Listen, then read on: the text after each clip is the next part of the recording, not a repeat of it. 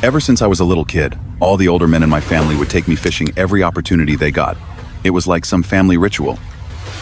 I, being the youngest, meant that I was next in line to become an expert, like all of them claimed to be. The ones who took it the most seriously were my dad and his brother, Matthew. Our houses were decked out like the ones you've probably seen on fishing shows.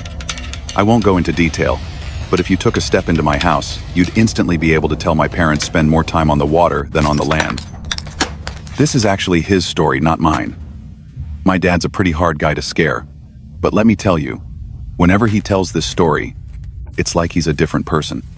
He doesn't like talking about it, but every so often, at a family gathering or a special occasion, one of my relatives will ask him to tell it, and he will.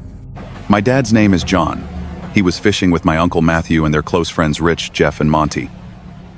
They had set out early, before the sun had even broken the horizon, heading to a remote spot they had all agreed was prime fishing territory. This place was a couple of hours boat ride from the nearest marina, tucked away in a secluded cove-type area that few bothered to explore. It was known among them for its abundant bass and the occasional pike. The day started like any other fishing trip, with the boat cutting smoothly through the mist rising off the water, everyone sharing stories and jokes over the hum of the engine. They anchored the boat in a familiar cove surrounded by dense forest. Monty was the first to crack open a beer, even though it was so early in the morning. My dad tells me all the time that Monty is his wild friend, the one who tends to drink a little more than he should. They fished for hours, the only sounds being the occasional splash of a lure hitting the water and their own laughter. Oh, and the occasional crunch of empty beer cans that they were drinking like water. As the day wore on, they had their fair share of catches, each one sparking a small celebration. As dusk approached, the light began to wane. A dense fog rolled in from the water. My dad describes it as the boat literally being swallowed by fog. Rich, who was the most experienced fisherman of the group, kept saying that he had never seen fog so thick. That's how unnatural it was. Jeff, the jester of the group, was almost as drunk as Monty, both of whom were seemingly unfazed by the fog that had ensnared them. It was starting to get dark. They had originally thought that they could just wait out the fog, but it didn't seem to be going anywhere. My dad and Rich agreed that Matthew should just try to drive the boat out of the cove and into the open ocean, where the fog probably wouldn't be as dense. Matthew agreed, but even though he was typically the most cautious, he only narrowly avoided colliding with the shore. He refused to risk further damage to his prized boat. They reluctantly came to terms with the fact that they'd probably have to spend the night on the boat. My dad made the point that they'd need to tell their families about the situation, and of course, they had drifted into an area of the cove that had no signal.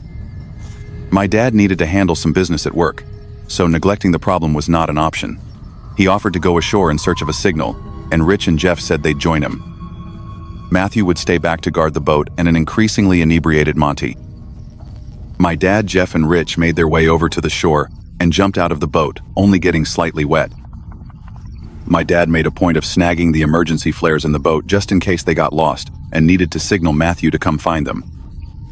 The three of them made their way into the pitch-black woods, lit only by the shine of their phone flashlights. My dad and his friends have all done their fair share of camping, so it wasn't like a forest scared them too much.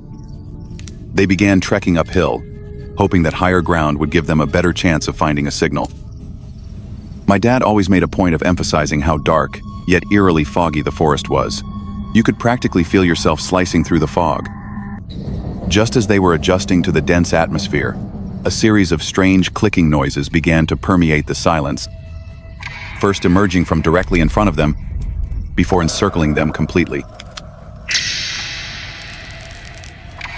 These sounds were unlike any forest sounds they were familiar with. It was rhythmic, yet erratic, as if someone was tapping out a code meant only for the woods themselves. The distinctiveness of the noise made one thing clear. It was human-made. The realization that they weren't alone hit them like a freight train.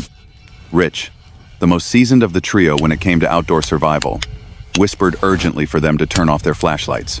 "Don't give away our position," he hissed, with a note of genuine concern in his voice.